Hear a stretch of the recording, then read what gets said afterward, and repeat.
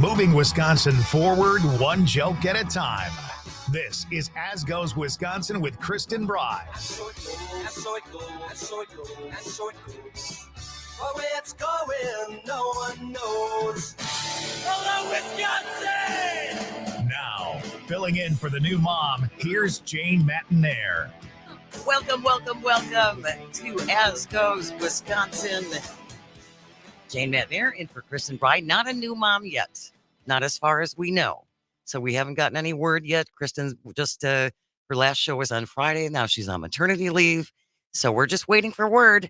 And I'm not going to bug her. We've kind of agreed that we're not going to pester her or annoy her. She will tell us when she's ready to tell us. But I'm really excited today. My co-host for Tuesdays for the next couple of months, the one and only Dominic Salvia from Dom and Croots on Devil's Advocates. Thanks so much for joining me. Hey, Jane, it is my pleasure. Thank you for inviting me. Absolutely. It's always so much fun. It is fun. You're a legend in the radio, so when my legend friends ask me to do something, it's absolutely going to happen. Thank you. You know I'm not paying you extra. Yes, I know more. Just so we're clear. You and the wife just got back. You and the lovely Stephanie just got back from a little getaway to Colorado. Yeah. How was that? Sunny Colorado. Oh, it's so sunny. Come back and it's dreary out here today. Yeah. It was a wonderful trip. We usually try to get out in September. Our anniversary's in September. Oh, This week will be 19 years congratulations. of wedded bliss. Wow. I know, right? Wow.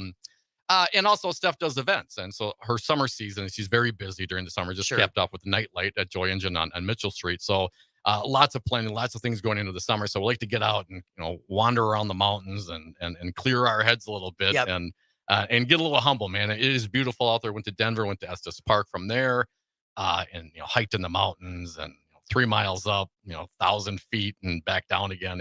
It's a lot of walking around. Right. And then we got some time in Denver too. The city got the city action.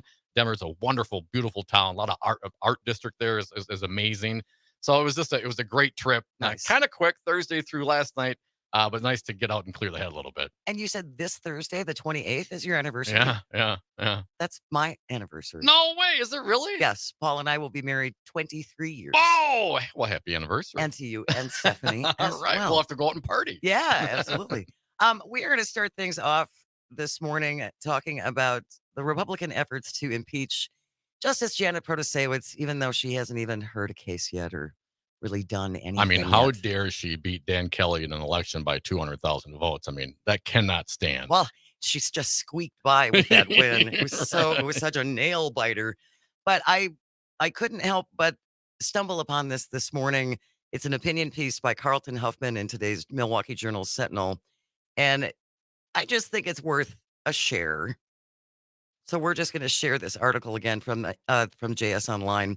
As a Republican operative who played a humble role in the election of the last 3 conservative justices on the Wisconsin Supreme Court, I have some thoughts on the proposed push to impeach Justice Janet Protasiewicz. Ooh, do tell. Yes, thoughts. As regional director of the WOW counties, of course, Waukesha, Ozaukee, and Washington counties, I did my part to help Rebecca Bradley defeat Joanne Kloppenberger in 2016. In 2017, I was witness to the layup that was Chief Justice Annette Ziegler's win. In 2019, I was part of the team pouring its heart and soul into seeing Brian Hagedorn would win a seemingly impossible race. It has been the labor of my professional life to see a conservative majority on the Wisconsin Supreme Court. However, it is exactly the principles of small government conservatism that drives me to oppose the impeachment of Protasiewicz. Jane, he goes on, make no mistake, despite my wish for Dan Kelly to reclaim his spot on the court, he was defeated in a free and fair election. Thank you for that. Are you sure about that? Right? The voters of Wisconsin spoke in decisive fashion, and their will ought to be respected. It is this logic that from afar in 2010 and 2012 led me to respect former Governor Scott Walker. He was duly elected and committed no act that justified the futile 2012 recall attempt. Now, let me just pause for a moment right here. Yes, please. Reflect on that moment in time. Again, this op-ed piece by Carlton Huffman. When Walker was recalled, and I took a lot of grief from my liberal and progressive friends because I voted for Barrett in the general election, yep. Mayor of Milwaukee at the time. And my position was, well, while certainly I don't agree necessarily with Walker, but it's a legislative piece, and elections have consequences, right? And he didn't do anything, quote unquote, that deserved, in my humble opinion at the time, a recall. We're going to recall everyone sometime, everybody, when they put forth legislation or sign legislation that we don't like, it's a recall. Now, that doesn't make any sense to me. It doesn't. It should be more for illegal, breaking the laws, corruption, those kinds of things. Right. While I look back on that now, what we didn't know then, when he was certainly justified for a recall, he was coordinating with third-party groups. He had a secret router in his executive office in Milwaukee County. He had people working on staff, working during county time on his campaign, coordinating with third-party groups for millions and millions of dollars. So while that wasn't specifically part of the recall, that election, that fact alone, in my mind, would justify a recall, but that wasn't the reason at the moment. No, it wasn't. So that was after the fact. Yeah. But let us continue on with the conservative. Seeing the light here. He goes on that someone who was on the receiving end of an abuse of the political process could now lend his name to a similar proposed abuse is galling. Protasewicz has not ruled on a case. Nope. And the excuse she was obviously supported by partisan Democrats is no excuse when the three justices I work to support were openly supported by the state GOP. No kidding. There is a disease that has afflicted right-wing politicians since President Obama's reelection in 2012. The belief that outcomes are rigged against those right of center has become an article of faith. If it's not the media's, it's the university system brainwashing children. And if it's not Madison's that's hopelessly tilting the state, it's voter fraud amongst those people in Milwaukee. Those people. Those people. Back in the days of Reagan and Bush, she continues, we had confidence in the power of our ideas to win. That confidence once shared by individuals like Assembly Speaker Robin Vos, who to his credit stood up against the machinations of those who tried to overturn the 2020 election. Unfortunately, many of those individuals are silent in the face of the MAGA mob, or worse, attempt to placate the mob. This is not the GOP I joined as a teenager. It's not the GOP that can win the confidence of Wisconsinites as it did just 7 short years ago. In the home state of its birth, the Republican Party has a choice I fear has already been made. We can choose to respect the process and will of the voters, let the natural effect of hard left-wing policies play out, and reclaim power at the ballot box, or we can take the path of Viktor Orban in Hungary and other strongmen and use victory at all cost as our North Star. The latter course always ends in tears for all involved, including those who would attempt to bend the moral arc of the universe against justice and right. Republicans can win again in Wisconsin, but not if they choose to impeach Protasewicz. If they take that course, 2024 will see Wisconsin once again turn blue, and they will only have themselves to blame. I don't mean to interrupt here, but did I hear that correctly? Robin Vos stood up?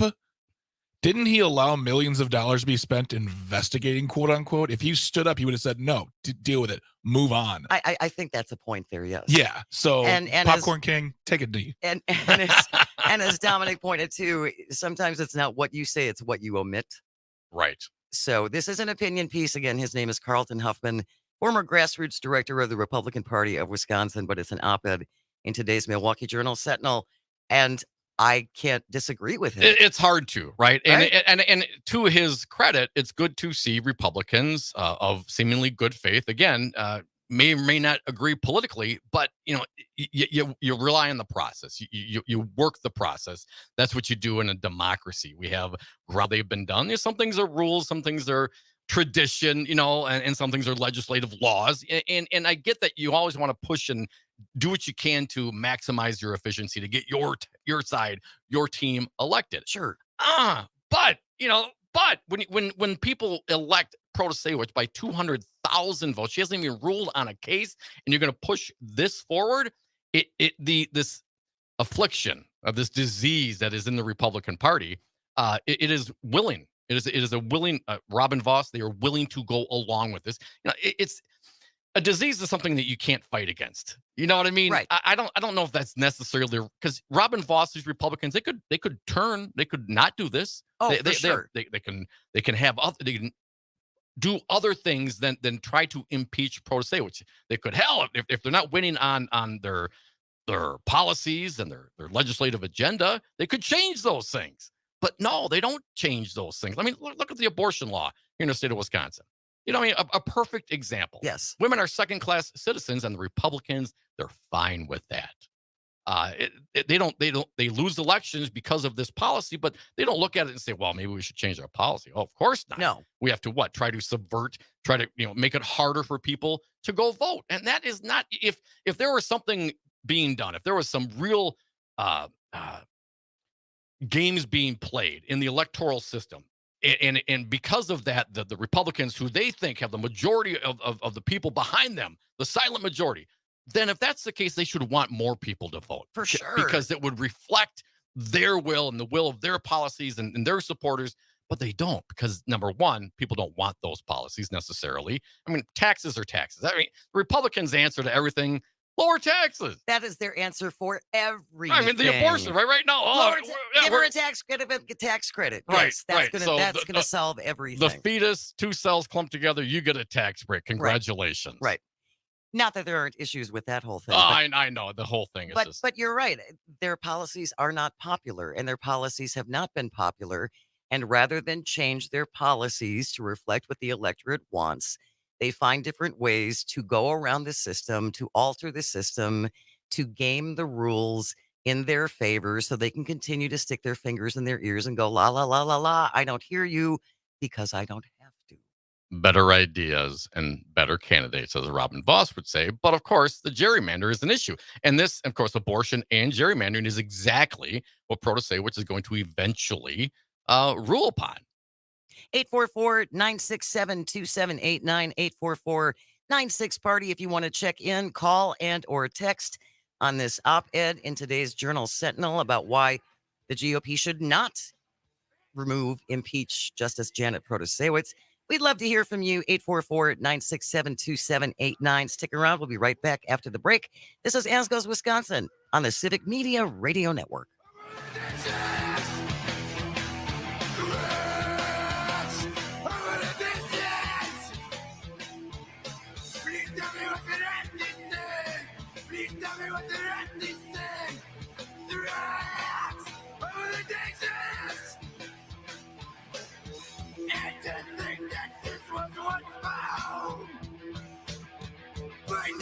Sick bastards, place it down. They say to build a better, buy a trap. The rats, they will. Did a rock hit your windshield from that semi? Don't worry. Autoglass Now offers fast, reliable, and convenient service. For a limited time only, Autoglass Now is offering 50% off windshield replacement. Call your local Autoglass Now today for full details. More than 80 million Americans depend on AM radio each month for news, weather, and emergency information. A new bill in Congress would make sure AM radio remains in cars, because when cell and internet services are down, this free service could be your only lifeline. Text AM to 52886 and tell Congress to support the AM Radio for Every Vehicle Act. Message and data rates may apply. You may receive up to 4 messages a month, and you may text STOP to stop. This message furnished by the National Association of Broadcasters. If I could be you. And you could be me for just 1 hour. If you could find a way to get inside each other's mind. Walk a mile in my shoes. Walk a mile in my shoes. Walk a mile in my shoes. We've all felt left out. And for some, that feeling lasts more than a moment. We can change that. Learn how at belongingbeginswithus.org. Brought to you by the Ad Council. Walk a mile in my shoes. Missed your favorite show live on air? It's easy to find what you enjoy wherever you listen to podcasts, including Spotify, Apple, and Google Podcasts. And we're always streaming on TuneIn and the Civic Media app. Here's your updated forecast on the Shaw. Scattered thunderstorms likely this afternoon, otherwise overcast skies. Daytime highs approaching 68, winds out of the east 8 to 15 miles an hour. Cloudy skies expected tonight. Scattered thunderstorms likely. Lows dip down to about 60. Scattered thunderstorms likely tomorrow. High temperatures reach up to 65. Overcast. For Civic Media, I'm meteorologist Eric Height. Currently, it's 61 degrees. Whether you're heading down Les Paul Parkway or fighting traffic on the interstates, this is The Shaw, 540 AM and 101.1 FM.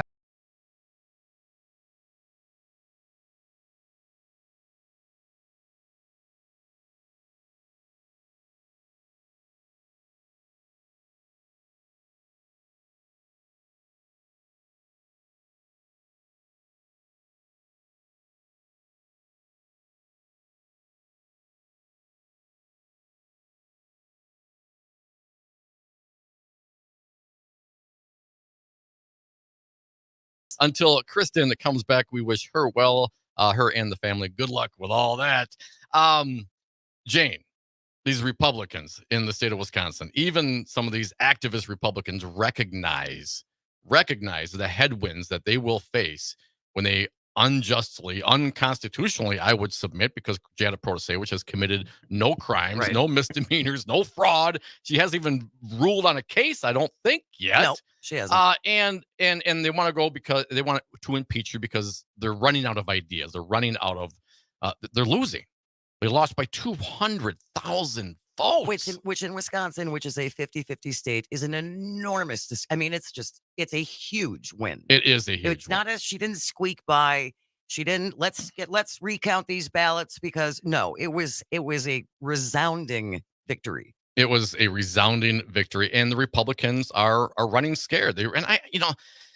When the thought of power, being pried out of their dead political hands, you know what I'm saying? Oh, yeah. And they will do anything that they can to hang on to that, which is, I just don't get it. And I really don't. And I think it comes down certainly from the leadership at the top, which would be Donald Trump. But he is the head of this mega party. The GOP party died once Donald Trump came in. I mean, look at everyone that's left. I mean, Romney and Cheney. I mean, they're now the rhinos. I mean, Dick Cheney's daughter's a rhino. Are you kidding me? I know. Yes. So it is really something to see. And I reflect on when times get tough, when things go bad. That's really when you see the true character of people. And when these Republicans who claim to be for democracy and rule of law and for the people and limited government, and in everything they do, and my mind seems to go against that. I don't know what they stand for anymore, other than trying to hold on to power. And tax cuts only get you so far. You know what I mean? I mean, nobody wants to pay taxes. That's why a lot of them are taken out of your paycheck right off the bat. Yeah. Sales taxes, those things are taken because no one wants it. And I totally understand that. Hell, I don't want to, but we do need to fund our government. We do need roads. We do need roads, and we need socialist sewers, man. You know what I mean?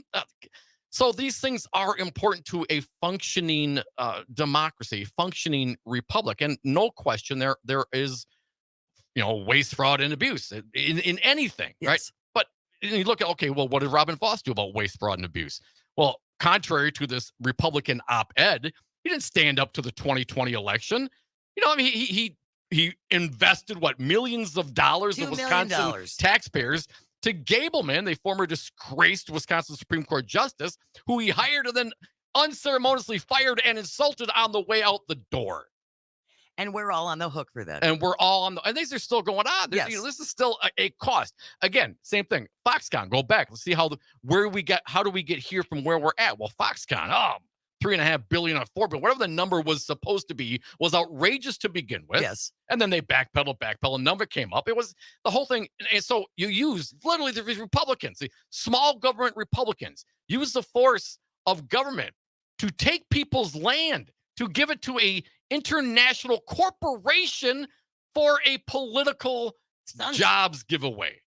The eighth wonder of the world. Remember? The eighth wonder of the world. A texture from the 262 says another thing you're missing is that the Republicans would much rather cut the taxes for the wealthy way before they would fund important social programs like Medicare, food stamps, etc.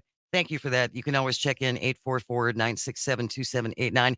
And the other thing that jumps out at me when I look at this op-ed piece from Carlton Huffman, he says there's a disease that has afflicted right-wing politics since President Obama's re-election in 2012, the belief that outcomes are rigged.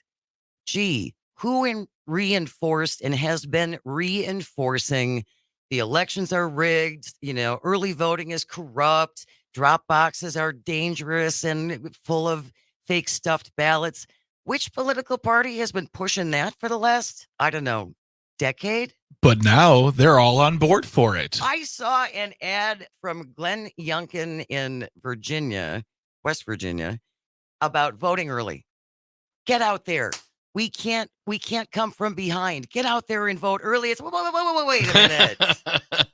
Yeah, that's. It was not too long ago. That Yep. was the worst, most dangerous indicator of fraud, was voting early. Brian Schimming said in his December interview with the Journal Sentinel before he took over with the Wisconsin GOP that he was going to turn the boat on that very subject. And Twitter, if you're following Wis GOP or Brian Schimming or anybody attached to the Wisconsin GOP, it's all about banking your vote. He's getting Republicans on video saying it's time to bank your votes, make them count. It's like, dude, a year ago, this was a treasonous scandal against democracy that you were saying. Yes. So make up your mind, bra guy. Well, don't look for any sort of consistency with these Republicans. There is none. And I think that's the hallmark of what you truly believe. Are you consistent in your criticism of X, Y, and Z?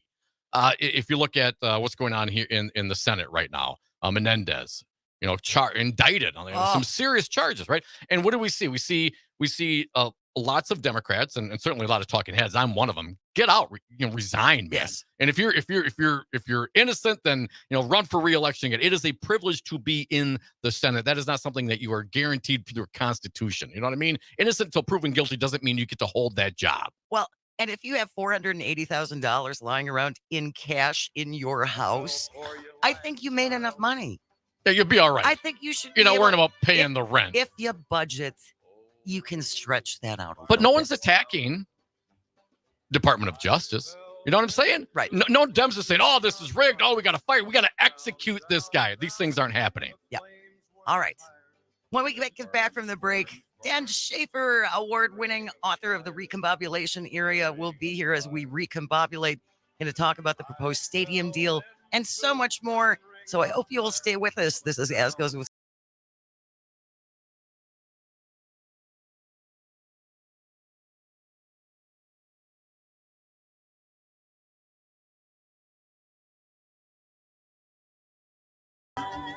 The ring of fire, the ring of fire, the ring of fire, the ring of fire. Broadcasting to Waukesha at 101.1 FM. Broadcasting to Southeast Wisconsin at 540 AM. This is The Shaw, WAUK. CBS News Brief. President Biden's about to fly to Michigan to meet with striking United Auto Workers and the head of their union, Sean Fain. CBS's Nancy Cordes. This move today by the president is unusual, no question, but it is not entirely surprising for a man who likes to call himself the most pro-union president ever. Former President Trump will visit with UAW picketers tomorrow. The Department of Agriculture's just announced a rule change. It'll make millions more K-12 students eligible for free breakfast and lunch at school. As the clock ticks, House Republicans still divided over a temporary government spending fix. CBS's Jared Hill. A group of hardline Republicans lobbying for deep spending cuts is pushing for a shutdown, emboldened by former President Trump, who posted on social media, "Unless you get everything, shut it down." And JP Morgan will pay the $75 million to the Virgin Islands to settle a suit over ties to Jeffrey Epstein. CBS News Brief. I'm Deborah Rodriguez.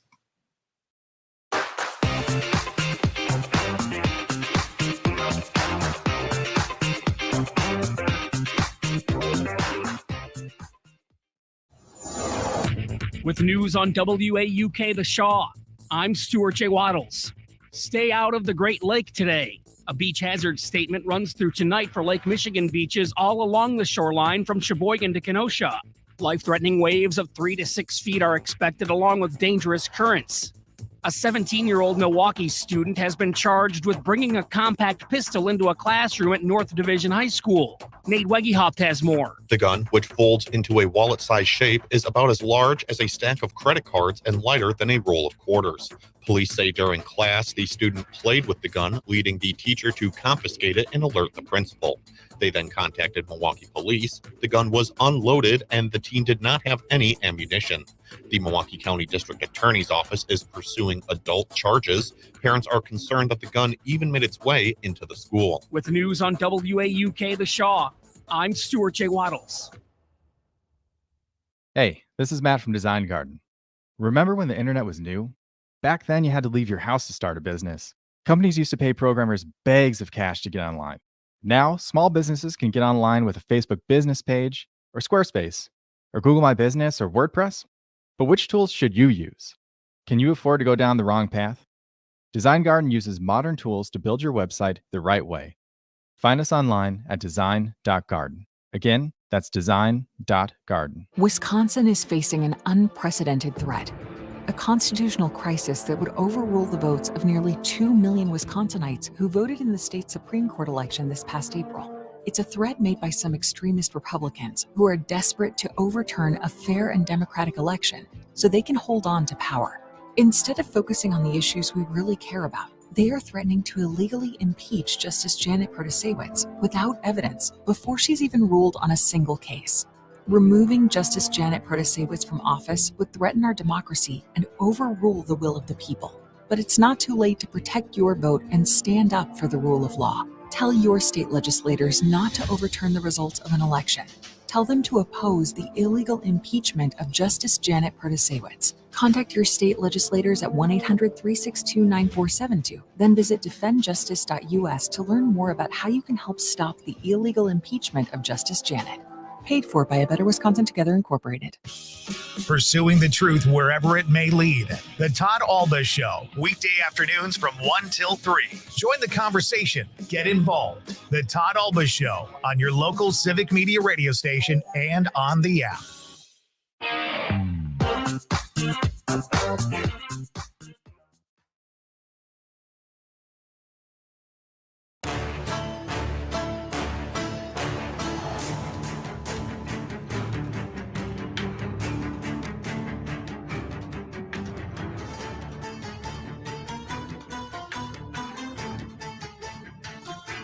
Welcome back to As Goes Wisconsin. Jane Matnair in for Kristen Bry. She is on maternity leave. No baby news yet.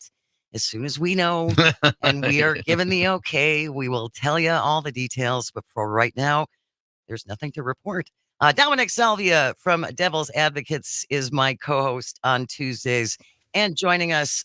Very, very excited to have him on Tuesdays throughout this duration is award-winning author of The Recombobulation Area, the one and only Dan Schaefer. Good morning, Dan. How you doing? Hey, Dan. Good morning. Thanks for having me.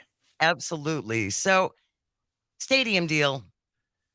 You wanted to talk about the stadium deal. How do you feel about this offer? Well, it seems like Republicans made the offer last. What was it last week? I've lost all concept of time. I know, right? Over the past couple of weeks here as covering state government in Wisconsin. But it seems like the offer for the proposed stadium deal is already starting to change. Saw comments from some Republican leadership on the bill over the weekend who had indicated that maybe they're not asking for quite as much from the local taxpayers in Milwaukee. And maybe they will give some representation to some of the folks from Milwaukee on the board. It just seems like the initial proposal was made as such so that they could appear to be making some concessions to local taxpayers, to others in this deal, to try and make this deal a little bit more palatable, because I don't think it was met with a whole lot of positivity. Not a lot of enthusiasm. No. So you mark it up so you can mark it down later? Is that what you're telling us, Dan? Is it going on sale now? That's sure what it seems like they're doing. And it seems like now that they're trying to say, oh, we're going to require less annual funding from City of Milwaukee County taxpayers. I think saying that is a little bit misleading because, they the initial proposal from Governor Evers back in February had no local funding for the taxpayer at all. So I think so I think that is an interesting piece of it there. Well, and I guess last week, or it might have even been, like you said, my whole sense of time is completely screwed up. It could be, May in my brain. But we were just talking about this not too long ago. And one of the co-owners of the Brewers just put up his LA mansion on the market. It's 20,000 square feet. And I believe it is like $78 million. And I just think it's a hard sell when you come to the taxpayers and say, we need your money for our toy because we do. And if you don't give it to us, then we're going to take we're going to leave our toy and we'll go somewhere else. Yeah, I saw that story too, and it made me think, hey, I think I found the local taxpayer contribution portion of this deal. I think I found it right there in the list price for that LA mansion, Yeah.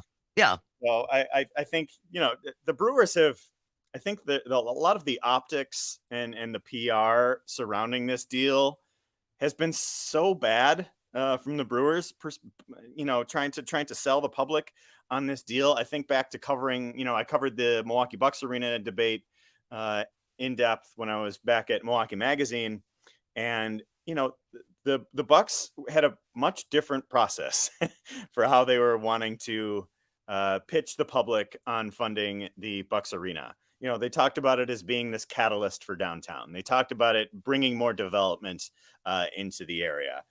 This deal is the opposite. It is pitched very poorly. It is, you have these days where, the Brewers are announcing this big, exciting patch on their jerseys the same day they're asking for $600 million in public funding. They had the other thing last week that, like you mentioned, with the owner who is putting his mansion up for sale.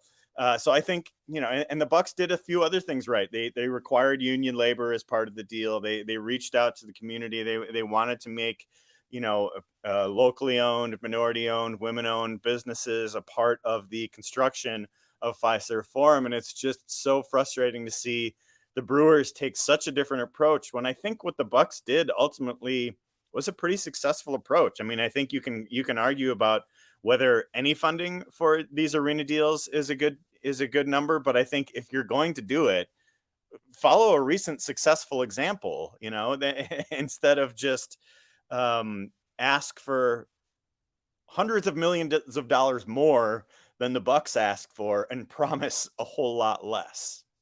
Dan, didn't Herb Cole also kick in a bunch of money for that as well? And he talked about the development portion of it. Lots of development has occurred in that area and continues to occur in downtown Milwaukee, as opposed to, the huge swath of land that surrounds the ballpark. And the other thing, I guess have you heard of it? Has this ever been considered? What about an equity stake? I mean, look at the value of the Bucks. They have gone up. Now, granted, they've won a championship and got some great players and a great story there. But the value of the Bucks has increased phenomenally since the sale and to what it is now. What about some sort of equity stake? If the taxpayers of Wisconsin are kicking hundreds of millions of dollars, maybe a little bit easier if they get a little piece of the action. So when the owners finally sell, we can get some of that back. It is such an interesting idea. I've heard that proposed before. I heard that proposed back when the Bucks were looking to build their arena as well. But I think, just the complexity of the Brewers deal, because the stadium is not owned by the team. The stadium is owned by the state, and essentially the arm of the state government that governs the stadium district, basically. So I think you have a different situation where, I think the Bucks owners wanted to own the arena, whereas now we have the state owning the arena. So it's the state's obligation to maintain it at a certain level. Whether that certain level is $600 million is a debate that I think is an important one that the community is having right now. But I think that's one of the key differences, between the two deals. If you're just joining us, Dan Schaefer is our guest. He is the author of The Recombobulation Area. I highly suggest that you subscribe. It's really a deal. And it's full of wonderful, really valuable information. Dan, you've been a longtime proponent of developing some of that vast swath of land around AmFam Field into something else. And I can understand why they don't want to give up all the tailgating, because it is something very near and dear to so many people's hearts, and certainly very intrinsic to the experience for some people. Plus 20 or 40 bucks a car to get in there and park. There's that. But even if they just shrunk it a little bit, yeah, can't they, alter it a scooch? Yeah, you would hope that they would have some creativity. I think they do need to alter it a scooch there, Jane. It's an official term. It's an official. Yes, go ahead. Yes. We published a piece last year about this at the Recombobulation Area, saying the Milwaukee Brewers need a beer district. So basically an equivalent of what's happening with the Deer District downtown that has brought so much, activity and energy to that side of downtown, which was, basically completely dormant when the Bradley Center was even when it was there, much less when there were not Bucks games happening. But I think that I think is one of the biggest frustrations as part of this proposal, that there is just no creativity and no goal for larger transformation. That parking lot, like you mentioned, it's a lot of spaces. It is 12,000 parking spaces. That's more than there are at Disney World in Florida.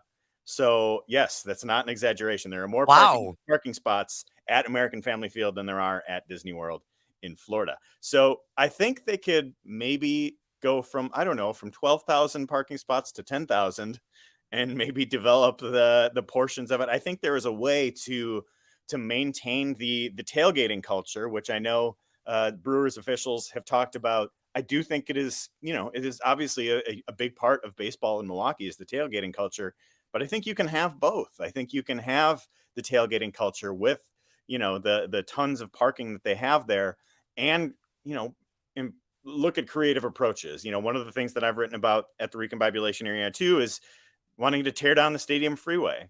If you tear down that freeway, make it an at-grade boulevard, that is going to open up some space for development as well. There's also the vacant Komatsu plant on the other side of 175, kind of kitty corner from the baseball park just south of National Avenue. That's empty now. They're moving Komatsu to the Harbor District. So between the stadium freeway, between the Komatsu development, and between maybe one or two of the parking lots, you could really open up a lot of opportunity on the west side of Milwaukee, West Dallas, West Milwaukee, Milwaukee County there. And I think, I'm saying this as somebody who lives not too far from there in the Washington Heights neighborhood in Milwaukee. That would be such a welcome development for the people on this side of town to actually invest in, a part of Milwaukee that's not always downtown. We always talk about how much there's too much emphasis on downtown. Right. The Brewer Stadium should be downtown. Well, it's not downtown. And there's a ton of opportunity on this side of town to really invest in and make some changes and reinvent it. Because I really think that the city in particular does not want this to look the way it does now in 2050 at the end of this proposed deal. So I think that is something to consider here as well. 844-967-2789, 844-96-PARTY. Tom from West Dallas is on the line. Good morning, Tom. What do you think? Morning. I see both ends of this conversation. My question, and real quick, Pfizer Forum. I didn't hear anyone really complaining when the state, gave Pfizer like $250 million grant, and then like a year and a half, 2 years later, Pfizer spent $240 million on naming rights for the Pfizer Forum. But the other thing with the stadium, I hear people complaining all the time, well, we can't spend this kind of money. We shouldn't be. Look at the domes. Oh, we shouldn't spend money on our parks and stuff. And now the domes are in such disrepair. We're going to have, it's going to cost a fortune to fix them or rebuild something.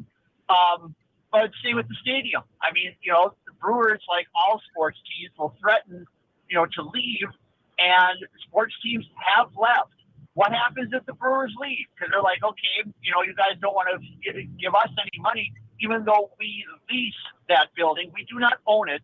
And I've never leased a building, a house, a car, anything where I was responsible for major upkeep, like a furnace or what have you. So, there's two sides to this. So if we don't spend the money and it gets in disrepair, just imagine what the demolition costs would be of that place. We'd be spending, either way we're spending. So why don't we spend for the positive, do what we can, keep it? And I 100% agree. Let's add to that area there. Let's put in some attractions that would get more people down there. But it's a tough thing either way you look at it. Really appreciate the call, Tom. Thank you so much. 844-967-2789. We only got a couple of minutes left. Yeah, Dan, what about that? I mean, is anyone truly considering what would happen? And do you think there's even a chance that the Brewers would pick up their ball and go home? I mean, they're of course going to threaten that, but I think the lease is, as it stands, is through 2030, I believe. So, they're acting like this is a very urgent matter.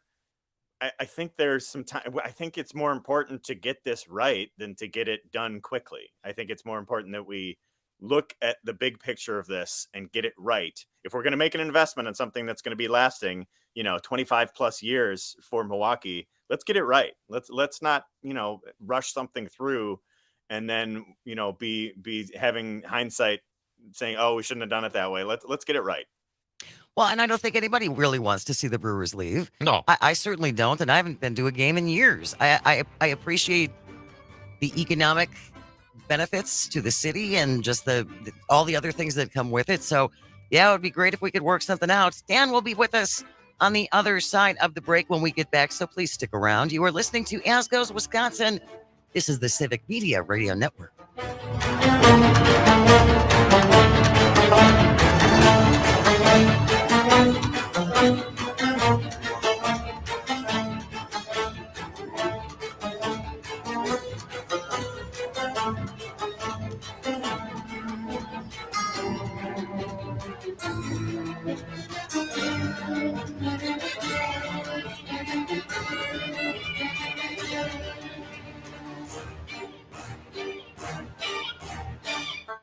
11% off everything for your next project now at Menards. October is Fire Safety Month, and Kidde Home Safety products help keep your family protected for when it matters most. Check out Menards' great selection of Kidde Home Safety products. Right now, pick up a 10-year sealed-in battery smoke alarm for only $17.97 after 11% off. Good through October 1st. Savings are a mail-in rebate. Some exclusions apply. See store for details. Save big money at Menards.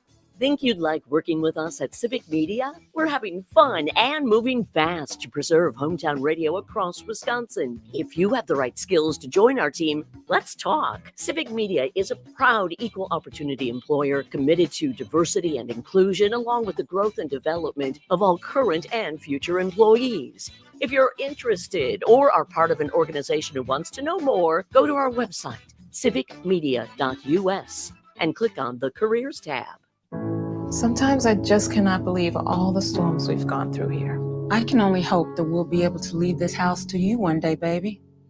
You're our legacy. Planning for these disasters will make sure we're safe, and is the best way to protect that legacy.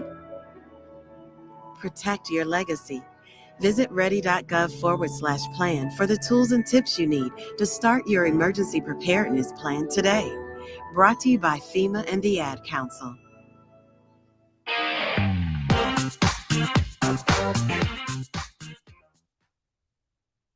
Here's your updated forecast on the Shaw. Scattered thunderstorms likely this afternoon, otherwise cloudy skies. Daytime highs approaching 68, winds out of the east 8 to 15 miles an hour. Cloudy skies expected tonight, scattered thunderstorms likely, lows around 60. Overcast skies tomorrow, scattered thunderstorms likely, high temperatures reach up to 65. For Civic Media, I'm meteorologist Derek Height. Currently, it's 61 degrees.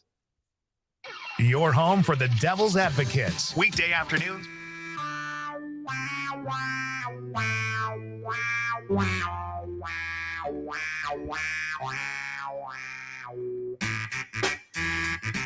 Yeah! Get up!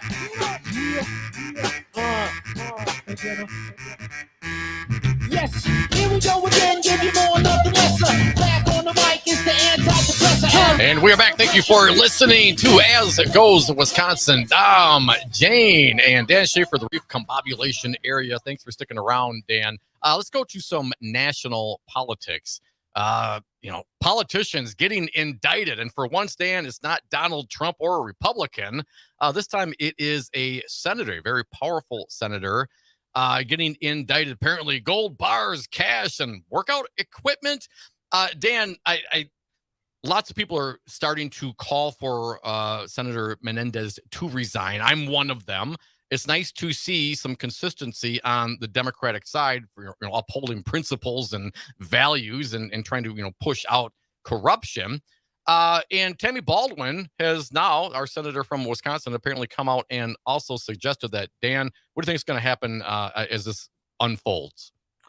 So you don't think Democrats should just say that this is a witch hunt and that they're weaponizing the FBI against Democrats? And Defund you don't the think Department of Justice. Defund the Department of Justice. This is a terrible, unfair witch hunt smear thing. It's amazing that we don't hear that. But it is that it gives me some solace, Dan. People are being consistent on the Democratic side. That's what I would want. What are your thoughts? Yeah, I thought it was, interesting this morning to see Tammy Baldwin kind of lead this. As there were a number of senators yesterday called for Menendez to resign. Baldwin became the fourth this morning, and as I'm checking here, that number is now up to 13 Democratic senators who have called on Menendez to resign, including fellow New Jersey Senator Cory Booker. So I think that is a pretty significant one as well. There, I think a number of the first few. Were senators from swing states. And I think there is a political calculation to a number of this as well. Senator Brown in Ohio, Baldwin in Wisconsin, Tester in Montana, a number of these senators who are going to be on the ballot in 2024. So I think, it's going to be really important for Democrats in the 2024 election in general to stand for the rule of law, to stand against corruption from politicians. And I think this is the right move for Senate Democrats to make. And I hope to see those calls, continue in the days and weeks ahead. I have to say, though, I'm really, really disappointed in Chuck Schumer, who just seems to have stepped away from this and come on, dude. At least so far, right? So far, we've gone from a couple of politicians, as Dan mentioned, to what now, 13? That's a big number, and it continues to increase. If it continues along this way, presumably Schumer eventually would get on there. Any thoughts on that, Dan? Yeah, Schumer is occasionally frustrating, isn't he? I don't get it sometimes. In some instances, it just seems like he wants to protect his political power at all costs, no matter what, while trying to put a nicer, fluffier face on it. Yeah, and I think there's something about the New York, New Jersey connections there that maybe there's more to having each other's backs on these types of things or whatever. But I think I think what Tammy Baldwin and the John Fetterman and now Amy Klobuchar and Cory Booker and these other Democrats have come forward to say that he should resign. I think that's the right thing to do. And, it seems like the dam is breaking on that this morning, and more and more Democrats are added to that list. And I think, it's just there's political calculation to this as well. And I think like you mentioned with Schumer, hopefully he comes around. Dan, I haven't heard, have any Republican senators come out and specifically suggested that perhaps the senator should resign? I actually saw an interesting comment as I was just checking the news this morning from Republican Senator Tom Cotton. Have you seen those comments at all? No. So he tweeted, and I'll just read his tweet: "The charges against Senator Menendez are serious and troubling. At the same time, the Department of Justice has a troubling record of failure and corruption in cases against public figures. And Senator Menendez has a right to test the government's evidence in court, just like any other citizen. He should be judged by jurors and New Jersey voters, not by Democratic politicians who now view him as inconvenient to their hold on power." Tom Cotton, always on brand. coming out in defense of corrupt politicians. That's the type of bipartisanship that we could see from Republican senators. Well, and it's one thing, and to certainly suggest that yes, have your day in court, innocent until proven guilty. But there's no guarantee that you are can stay in the Senate. I mean, this is not a constitutional right. This is not going up against your basic rights as a citizen of this country. You are in a privileged position to be in the Senate, and the position that he holds. I mean, come on, gold bars, hundreds of $1,000s in cash. I mean, as we've seen over the course of years, the federal government in cases, they're pretty successful, regardless of what Tom Cotton says. And I know because Tom Cotton and the other Republicans they're trying to continually suggest that somehow this weaponized DOJ, well, they're bad, they're not good at this. This is yada yada, because of course it helps them with their constituents on the Trump case. So I don't believe for a minute that Tom Cotton thinks that. But I just think if you're in the position that Menendez is in, and you are indicted by, a Democratic Department of Justice, there's probably something there. There might be some there. Yeah. There might be some there. I could see Bob Menendez coming back and running as a Republican next time. Then. However, I do want to say Bob Menendez should get nothing if not an award for the most creative "my dog ate my homework" excuse, with having $480,000 in cash in his house. And he said, "I've been doing this for a long time, taking cash out of my accounts. It's just what I do in case of emergencies." Don't we all have $480,000 lying around in bills? Because of, things. I mean, come on. Okay. Right. Even if you accept that at face value, how about the gold bars, Bob? I have a tin of change at home. I got a quarter jar. I got a swear jar. Not $100,000 jars. No. Maybe things are different in New Jersey. I don't know. Maybe that's how they keep their money around there. In Wisconsin, the water is definitely different in New Jersey. No doubt about it. Well, it will be interesting to see how this progresses as time goes on. We're up to 13 Democratic politicians now calling for him to step down, which we'll see if it's the beginning of a wave down the hill, and if Chuck Schumer will ever get picked up in that wave. Dan Schaefer, always delight to have you. We will talk to you next Tuesday morning. Check him out on the recombobulation area. We'll talk to you next Tuesday. Dan, thanks a lot. Thanks so much. Thanks, Dan. And we are going to break. We will be back after the top of the hour news. You're listening to As Goes Wisconsin. This is the Civic Media Radio Network.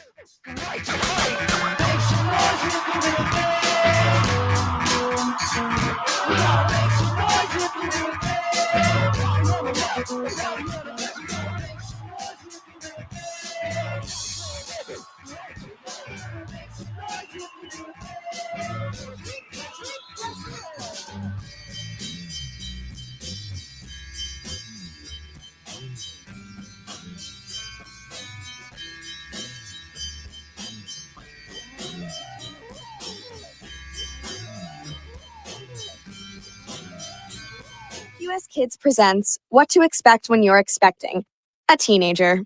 Learning the lingo. Jelly. Jelly adjective. Jelly is a shorter, better way to say jealous. As in, Chloe, I am like so jelly of your unicorn phone case. You don't have to speak teen to be a perfect parent. Thousands of teens in foster care will love you just the same. Visit adoptuskids.org, brought to you by the U.S. Department of Health and Human Services, Adopt U.S. Kids, and the Ad Council. Thank you for listening to your local Civic Media radio station on air. Now join us anytime by finding and following our Twitter, Facebook, or Instagram pages. You'll also find social media links for your favorite shows and hosts on our website, civicmedia.us.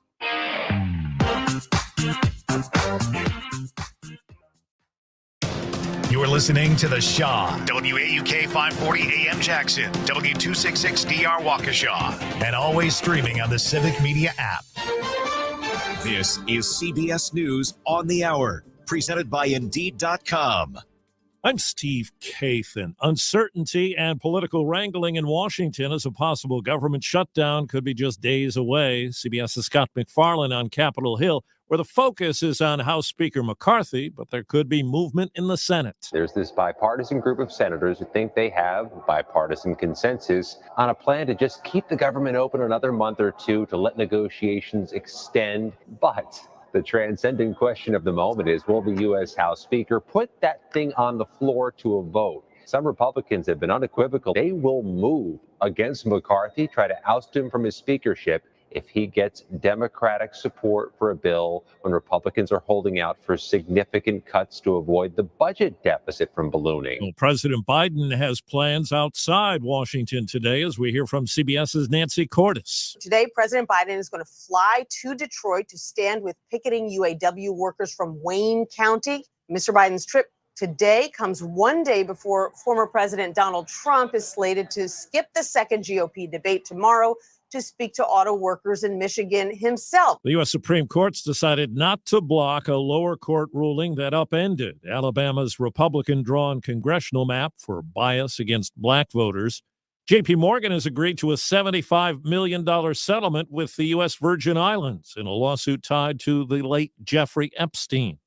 Hunter Biden is suing Rudy Giuliani and another attorney, Robert Costello, alleging the two wrongly accessed and shared his personal data after getting it from the owner of a Delaware computer repair shop. CBS's Graham Cates. The idea presented in the lawsuit is that Giuliani and Costello had to put in Hunter Biden's username in order to access the information that was supposedly copied from his laptop. And that itself, using someone else's username to access the data is itself hacking. Overseas, Ukraine claims to have killed a top Russian military leader. CBS's Ramy Inocencio says new images raise questions. The top admiral of Russia's Black Sea Fleet, Viktor Sokolov, has apparently been shown listening to a press briefing by the Ministry of Defense today. It's important to note, though, it's unclear for now when that image of Sokolov was shot. But if he is indeed alive and well, then this contradicts Ukraine's special forces claiming he was killed in a strike last Friday on the headquarters of Russia's Navy. That's in Sevastopol in the annexed region of Crimea. More students in schools serving low-income communities will be eligible to get free breakfast and lunch under a rule change announced today by the Agriculture Department. The Dow's down 230. This is CBS News. You need to hire? Indeed is with you every step of the way, helping you attract, interview, and hire candidates all from one place. Visit Indeed.com/credit. The Civic Media Network of radio stations across Wisconsin. We are your hometown radio, refreshed. With news on WAUK The Shaw, I'm Stuart J. Waddles. A public information meeting is scheduled for next week about the demolition of the Horizon West condo building in Waukesha. The gathering Monday at City Hall will address questions related to the demolition and asbestos abatement. The initial phase involves removing non-hazardous loose materials like furniture, followed by asbestos abatement, with demolition set to commence around the end of November. Donnie Boys in Waukesha has been closed due to safety concerns, leading to the evacuation of people living above the bar. The city took action last week after discovering that the building lacked electricity, resulting in the absence of safety features like smoke detectors, fire alarms, and working exit signs. The property, listed at $600,000 for sale, faces additional issues with nearly $16,000 in unpaid taxes and utilities. With news on WAUK The Shaw, I'm Stuart J. Waddles.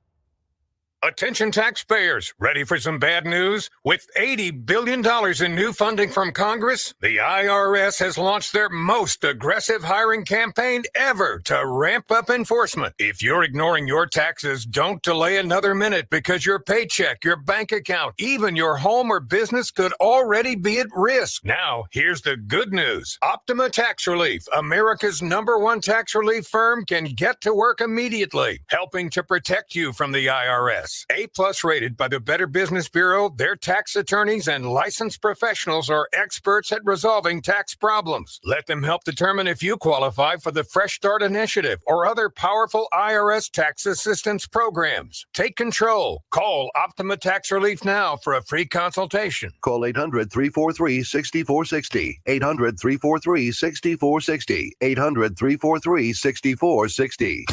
Optima Tax Relief. Some restrictions apply. For complete details, please visit OptimaTaxRelief.com. The Cripes Cast with Charlie Barons. Today, I am talking to the owner of Funky Fresh Spring Rolls, my friend Truman McGee. From an environmentally friendly perspective, the fact that it's frozen means that it's not going to waste. I'm a serial strawberry abuser. If you're a fruit and you're watching this, stay away from me, okay? Do not jump in my shopping cart because I will let you die. Cripes Cast every Saturday and Sunday at noon across Civic Media and on the Civic Media app. You are never far away from your favorite local radio station. We're always streaming on TuneIn and the Civic Media app, and we invite you to get social with us by following our network's Twitter, Instagram, and Facebook pages. Want even more? civicmedia.us. From the Civic Media Radio Network, moving Wisconsin forward one joke at a time. This is As Goes Wisconsin with Kristen Bry. So it goes. But where it's going, no one knows. Hello, Wisconsin! Now, filling in for the new mom, here's Jane Matinaire. Welcome to hour 2 of As Goes Wisconsin. I am, Jane Matinaire. Dominic Salvia is with me. He's going to be with me on Tuesdays. Greg Bach, of course, is on the board. And I don't think she's a new mom just yet. I haven't heard any word. Greg has not heard anything. Baby watch. Baby watch. We are on baby watch. Right. So as soon as we hear anything and we're given the okay to share the news, we will certainly do so. But in the interim, we were talking with Dan Schaefer a little bit about the Brewers Stadium and also about the calls for Representative Bob Menendez to step down. And I just wanted to back up just for a little and get some of these texts in. You can always contact us via, you can leave you can call, you can text 844-967-2789, or you can also just use the app, which is a real super cool app. A super simple way technology to drop us a text. Texter from the 310 says, if the Brewers are the leasee, why do they get to shut down the idea of commercial development? That's a fantastic question. It is a good question. Yeah. I don't know that we have the answer for that. Where does the money go for the parking? Does that go to the Brewers? Does that go to the leaseor? I guess I'm not clear on how the intricacies of the cash flow work on that. But certainly anything to develop to to bring in some tax revenue, right? Develop property as a tax base. Right now, we're not getting any tax base. Exactly. Yeah. And I would think that for West Dallas and some of those other communities, they can't build out anymore. Right. You can only build up. There's nowhere to go. And someone brought up the question of one of the caller brought up the question of who pays for what. Well, it depends on the deal, right? If it's triple net lease versus a gross lease, it doesn't really matter. What matters is what does the lease say. If the lease says you're responsible for X, Y, and Z, and the owner is responsible, that's all that matters. Right. So you can have it. You can strike a deal any way you strike a deal. It doesn't really matter. And yeah, go ahead. I was going to say, and it is, to be fair to say, that over the past years since the stadium was built, the Brewers have put in over $100 million via rent and upkeep. They've done they've put in their money too. So it's not like they've just been sitting there doing nothing. So, and that was something that came to me after my fiery little commentary a couple of months ago. A guy was like, hey, yeah, they put in like $100 million. And I'm like, I'm so sorry. So, I mean, yeah, if we own the building, then we have some responsibility. But yeah, I feel like also if this is, I'm not going to get, honestly, this is a fan talking now. So moving on. All right. And one other text, we were talking about calls, increasing number of calls now from some Democratic lawmakers for Democrat of New Jersey, Bob Menendez, who was just indicted on a number of felonies, for him to step down. Texter from the 541, will Republican voters recognize the call for law and order from one party enough to pull them away from the gerrymandering over power party? I would say, no. Don't hold your breath. No, that's not going to happen. Again, we've seen it over and over and over again. They don't win. They don't change their policies. They change the process, or they change the rules so they can continue to do what they have always done. Attack the machinations of the system, suppress the vote. Yes. Yeah. And I think and we talked about this a lot in the leading up to the election of Janet Protasiewicz, that I don't think Wisconsinites like people who cheat. Yeah. I don't think we respect cheaters. I don't think we like cheaters. I don't think we find cheaters to be admirable. And I think people have finally had it. I still see Trump flags. Well, that's true. I mean, yeah, but way less than you used to, though. I mean, it's pretty rare now. I guess it depends where you go, but I mean, back in 2016 and all the, because Crudy and I went to all sorts of these rallies, man, and it was all over the place. And now the novelty, I think, for some folks is wore out. And again, I get on the whole Trump thing, but if you see the progression of, hey, lock her up to execute him, you know what I mean?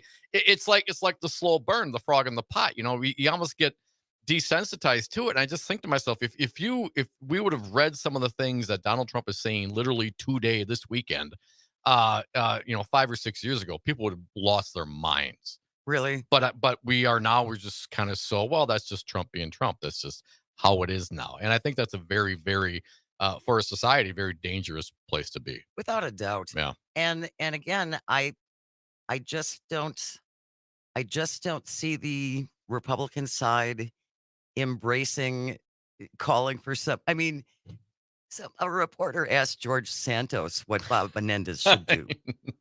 George Santos. Well, but how much of this is on us, quote unquote, the media? You know what I mean? The whole Trump interview and Kristen Welker, and I like Kristen Welker and NBC, fine enough, whatever. But number one, the fact that they even brought him on, I think it's normalizing this abnormal behavior. And then to come to find out, they didn't show 9 minutes of Trump freaking out and saying the election was rigged. Well, the whole thing. It's just like, wow, isn't that exactly what you want to show to people? Say, if you're going to do it, show them how back crap crazy this guy is. Not the edited cutout portions where you're talking perhaps a little bit of policy here and there. That's journalistic malpractice. I'm sorry, but it is. 844-967-2789. We have Lee on the phone. Good morning, Lee. Thanks for joining us. What do you think about this? Hey, Lee. Good morning. I think your conversation is wonderful. I think Democrats have been far too honest and nice and good for Republicans. Republicans have the opportunity of not telling the truth. They like everything crooked. They like everything their way. It's like being in school. The bully is always the bully, and they never learn until they get beat up or until they decide to change their ways. And I think the Republicans really need to realize what's going on, and I think that's where it lays. So I want to thank you so much for your contributions to our community, and keep up the good work. Well, thank you so much, Lee. That was lovely of you. Yeah, really thanks, Lee. Appreciate it. 844-967-2789. Call and or text. And I want to say too, and I think everyone will agree, that bullies ultimately are cowards. Yeah. That's the definition of a bully. Yep. And like he just said, until they're confronted or punched or taken down a peg, that behavior continues. It continues. I mean, yes. If you don't confront it, if you don't address it, it's almost like endorsing it. If you allow that to continue. Yes. And certainly it's a little more complicated than the playground field, but it's still a similar circumstance. The narcissist that is Donald Trump, and to get into the insecurities of what the man is a whole another thing. That's a week's worth of shows. Right. But how what matters is the effect. Donald Trump couldn't be Donald Trump without the support of the Republicans. Absolutely. He'd be cast aside any other time. So now we see, the election of 2016 brought out, and I think in some regards the recall election of Scott Walker kind of brought out some people as well. And Donald Trump's 2016 brought out some non-traditional voters. Sure. And in order to try to keep those folks motivated, well, of course, it's a travesty, and all these terrible things are always happening because you always got to keep them riled up. You always got to keep them on the edge. Yes. Well, we see what that culminated into, an attack on the Capitol, man. I mean, what? And for people like we talked about, or perhaps we'll get to, Mike Gallagher, representative from here in Wisconsin, the congressman was spot on talking about this banana republic crap the day of January 6th. Yep. And then what happens? A week or two later, people start rolling over. I mean, how and why does this happen? People have seemingly decent character and goodwill. Again, I'm not talking about what do you think the tax rate should be? I'm talking about just personalities that would all of a sudden succumb and roll over on something that, a few short years ago, they would absolutely, based on their own history, be totally against. And consider abhorrent Yes. behavior. Yeah. 844-967-2789. Bill from Oconomowoc. Good morning, Bill. Thanks for joining us. What do you want to say? Yeah, Bill.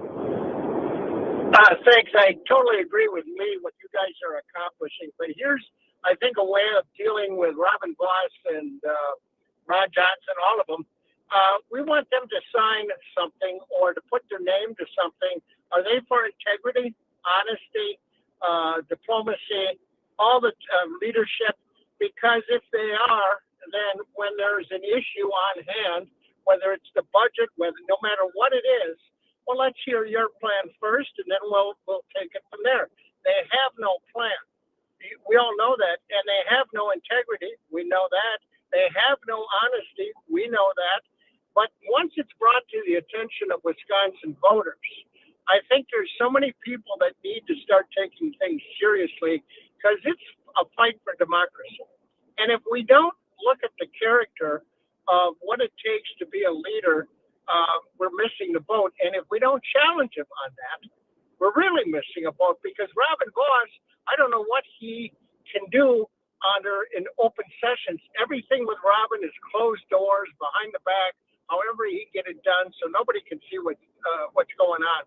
If we hold him accountable to that, it's going to happen. Thanks for giving me some airtime. Thanks a lot, Bill. Always a joy having you on. 844-967-2789.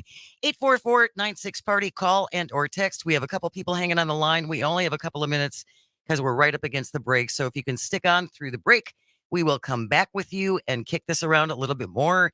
And I just want to say, too, my parents were lifelong Republicans. My father would be mortified with the character flaws that have been openly embraced by the Republican Party. And honestly, Jane, I've not really been involved a whole lot. Like when I was growing up in my formative years in college and after, I might vote here and there in a presidential election, but I'm going to keep my head down and do my thing. You know what I'm saying? Yeah. And so if all of a sudden I stand up and look at these things, like, oh my God, where's the character? Where's the consistency? Where's the quote unquote morals? Where's your compass? If I'm the one observing that, Jane, I got to tell you, it's a little bad. concerning. It's not. But I think Bill had a good point. Generally, people in this great state of Wisconsin, they don't like those kinds of things. I think when you get out and we get on the road sometimes, and certainly we have stations now, thankfully, all over the state of Wisconsin, we can embrace and engage people. We need to continue to do that. Stay on the line. We will be right back after the break. 844-967-2789. This is As Goes Wisconsin, and we are on the Civic Media Radio Network. Taking care of business every way. Taking care of business. It's all mine. Taking care of business. Working overtime. Taking care of business. Taking care of business. We've been taking care of business. We've been taking care of business. Taking care of business. Uh-oh, did a rock hit your windshield from that semi? Don't worry, Autoglass Now offers fast, reliable, and convenient service. For a limited time only, Autoglass Now is offering 50% off windshield replacement. Call your local Autoglass Now today for full details. When you're high, you feel different.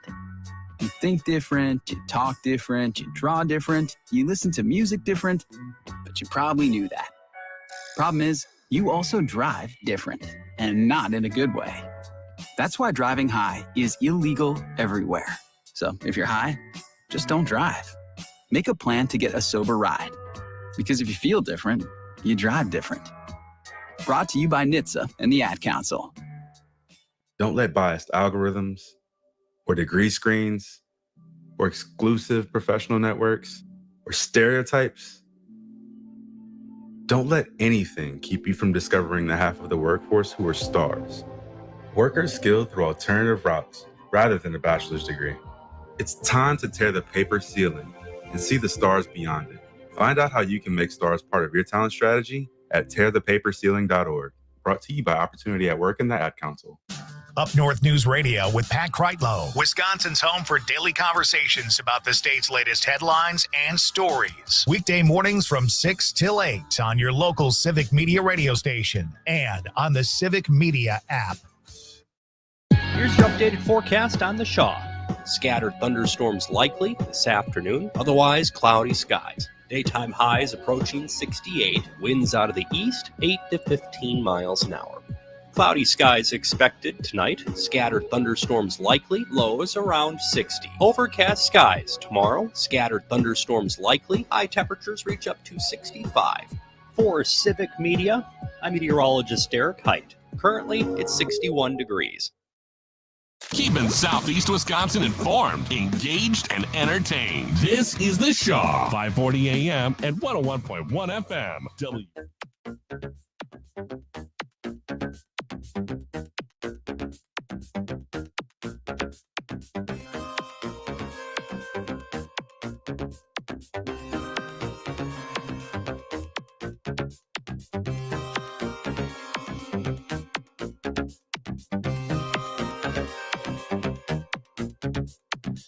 And we are back. Thank you for listening to As Goes Wisconsin. You can join the conversation 844-967-2789.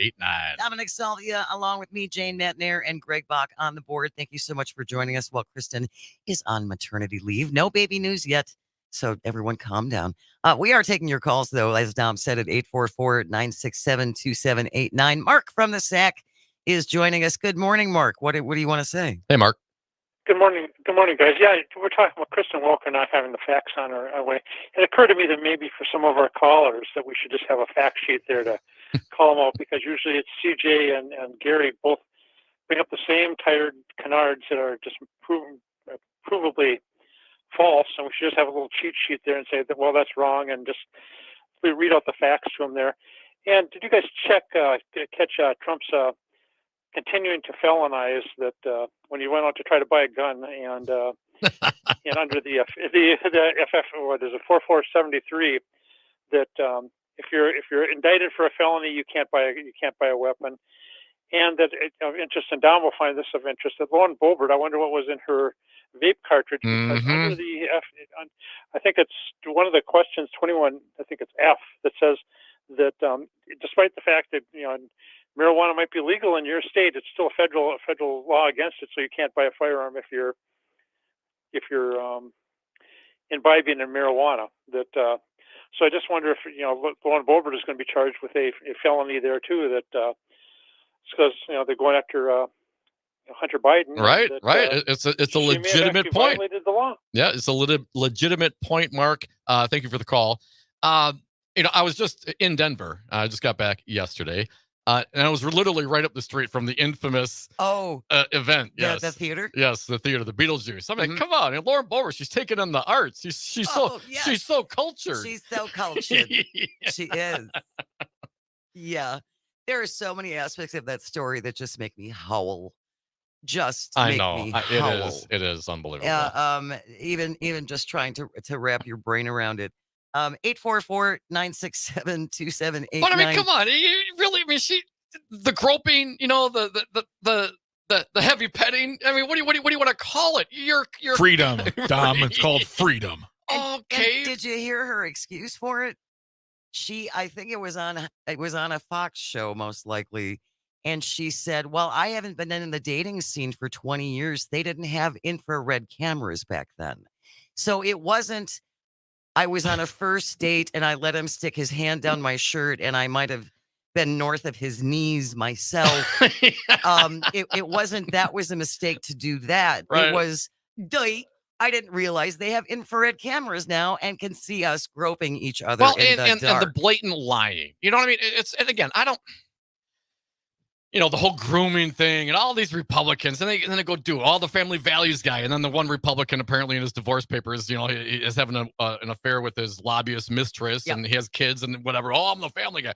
Come on. I mean, it's just such a joke. It is literally a joke. And then you have people that are, all these liberals, but liberals, these people are married, but they're liberals, so they're terrible. I mean, it's just, I don't know, how we've come to where we're at. It wasn't that long ago. You'd think, hell, what was there? Somebody had like a mistress on his lap on the boat back in the day, and he got Gary Hart. Gary Hart. Hart got ran out on a rail, right? I mean, at John Edwards, I mean, all these, and there was a consequence to it, and now it's like it's like almost literally like some of the worst people possible are in these positions, and I gotta wonder. Colorado, man. I mean, this is on you. And ultimately, we get the government we deserve, Jane. You know what I mean? Yes, we do. Generally speaking, you can have a gerrymander like we have in Wisconsin. Hell, Illinois got a gerrymander too. Yep. We can get rid of that. But generally speaking, you're voting for Lauren Boebert. You're voting for Marjorie Taylor Greene. You want this. For some reason, you think this represents you, and I'm just beside myself. Hell, I got Dan Knodel as my state senator, and I'm driving me freaking crazy, Jane. I'm sure. 844-967-2789. Ken from Fond du Lac has been on the line. Good morning, Ken. Thanks for joining us, Ken. We got about 2 minutes. Go ahead, Ken. Good morning, gentlemen. That senator from New Jersey, Bob. What was the last name? Menendez. Okay, obviously the evidence looks overwhelming against him and all. Sure. But whatever happened to due process in this country? No question. There's still due process, Ken, but serving in a leadership role in the Senate is a privilege. This has nothing to do with your constitutional rights of due process. And no one is calling for him to be locked up, Ken. Actually, people are saying, yes, let's go through the process. Yes, I know. So why is everybody, obviously, I mean, the evidence looks overwhelming, but he's still not proven guilty of anything. Certainly. No, he has not been proven guilty. No question about that, So Ken. why in this country do we always do this? That's the whole point. Whatever happened to due process? Well, there's still, again, Ken, do you make the distinction between a legal process and a political one? Yeah, you're right. Yeah, I guess it's more political than anything. But I don't know. Is it maybe I don't know. It's obviously, it looks overwhelming that he did something obviously terrible, but has he been proven? I don't know. It's just, that's the only question. No, and I get it. And we should have, we should be careful. Who was the Saturday Night Live guy, the SNL guy, who was Al Franken. Yep. I think he, and there was no indictment of any sort, and it was the Me Too thing, and he got caught up in that. I don't know the photo that I saw of him pretending to, grab a woman's breast while she was sleeping on the plane. I mean, I get a crude joke, but should be run out on the rail on that. I think we do need to be careful about that. But if we're going to try to hold ourselves to a higher standard, Ken, the guy's got gold bars and hundreds of $1,000s in cash.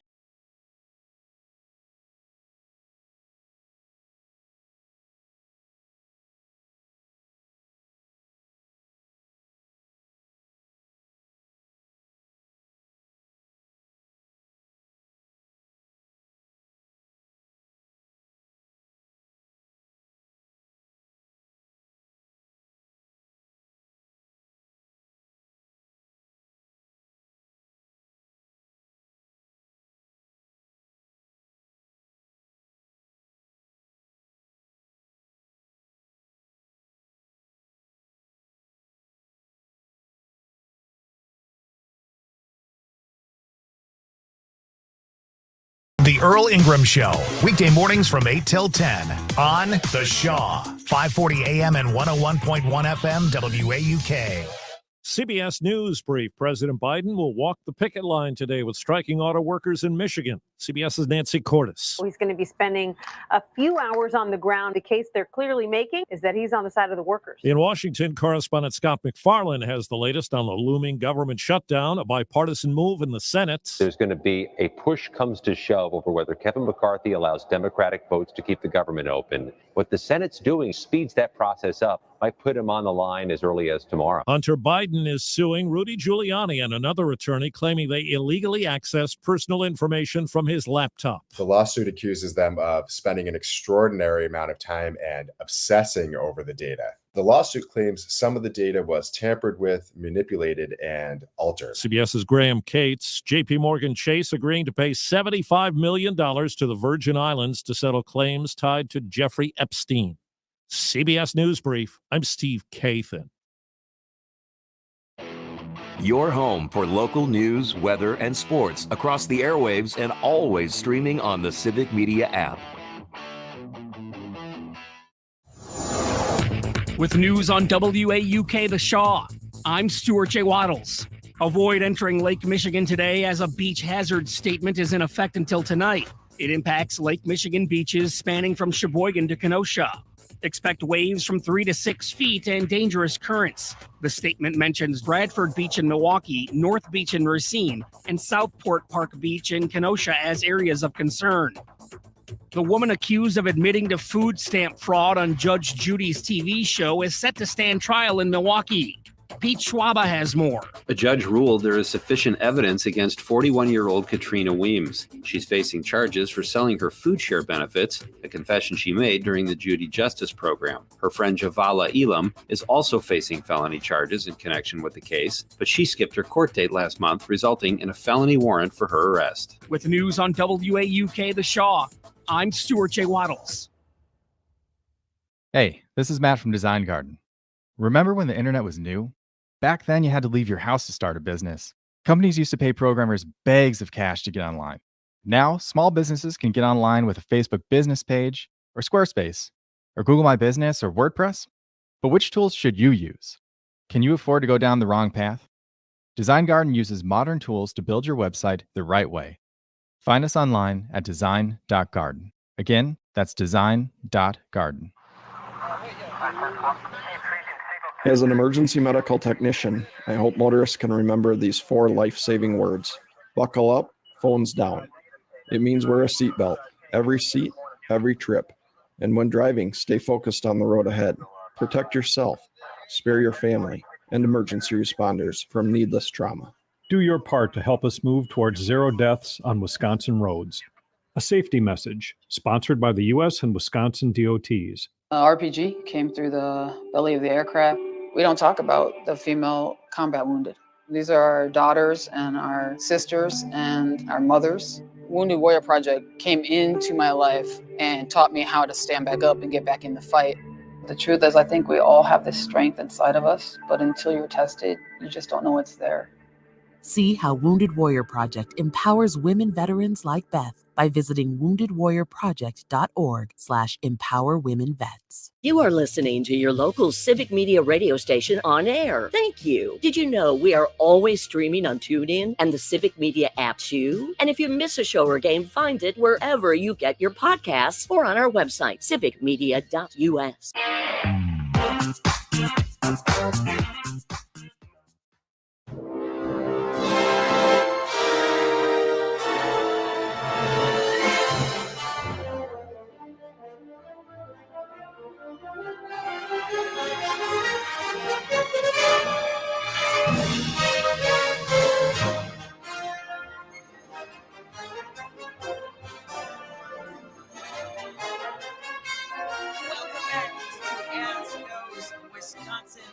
Our last half hour of today's show, we will be followed by the top of the hour news and then town call with William Walter before Todd Albo takes over the Todd Albo show from 1 to 3 o'clock. Make sure you listen to him. He's a great guy and does a great program as well. Of course, Matt Flynn later, and then the Devil's Advocate. Some say the greatest radio show ever. I have heard people say that. I have not seen an actual measurement. Actually, I have a quote here from Paul Harvey on his deathbed. Them's Doms and Croots, so good. And then just... Dominic Salvia is going to be my co-host on Tuesdays while Kristen is off on maternity leave. And in case you're curious, we don't have any baby news yet. As soon as it's relayed to us and we are given the okay, baby watch, we will tell you. Are we counting down? Like, do we have a ticker? We don't or have a pool. We don't have a pool or anything. All right. In the days of inducing, you can't have a pool anymore. It makes it a lot more challenging. But anyway, Greg aptly picked that bumper music because the Writers Guild of America has a deal after being on strike for 146 days. Ooh. Dang. Now, the actors still haven't come to an agreement, but at least the Writers Guild has. Not quite over yet. The film and TV business not exactly set to come roaring back to full health. The WGA negotiating committee said in its message to almost 12,000 members, it will likely vote to send the deal to the boards today following the scheduling of a ratification vote by membership. So workers don't go back to work until it is authorized by their union, but that's certainly a step in the right direction. And this really seems, the last couple of years have really seemed like the season of strikes. It seems like organized labor is making a comeback. It does. Yeah. It really you look does. at like the Starbucks and the Amazon, there's these efforts. And I think it's in response to a large part to this continual pay inequity and increasing gap between the very wealthy and working class folks. And I think it's important for people to realize, and I saw a poll earlier this week, I think it's like 58% of Americans support unions, which is pretty good. Yeah. And it's important to remember who of our political parties actually supports unions. Who says they support unions and who actually supports the unions. Yes, I think there's an important distinction there. President Biden will be going to Michigan today to join the UAW workers on the picket line. That's historic, right? It is historic. No other president has ever done that before. Wow. And then former President Trump tomorrow will also be in Michigan. But you pointed out something that I was not aware of. Yeah, my understanding, I have to research it, but I thought I saw a headline, something to the effect that Donald Trump would be going to Michigan, but will be at a non-union shop. No kidding. No kidding. So let me verify that. I hate to spread rumors about that, but it would be totally on par for Donald Trump. Oh, absolutely, absolutely, and it's just so glaring. I mean, when he was president, he promised to save a factory in Ohio in 2017. Don't sell your houses. I remember he told the crowd this, don't sell your houses. Everything's going to be fine. No worries. Like 3 months later, the plant closed and 4,500 people were out of work. I mean, I literally saw Donald Trump social media telling union workers that he'll make them rich. I will make you rich. I was he like, said this recently. Yeah. Like get to your union bosses and have them make sure they support me. Yada yada yada. Ending ... I'll make you rich. Oh yeah. Oh sure. Oh yeah. Donald Trump's going to make you rich. I mean, what else do you want? I mean, that's the guy I trust to make me rich. Donald Trump. Absolutely, Dominic. I feel like you're not being sincere when you say that.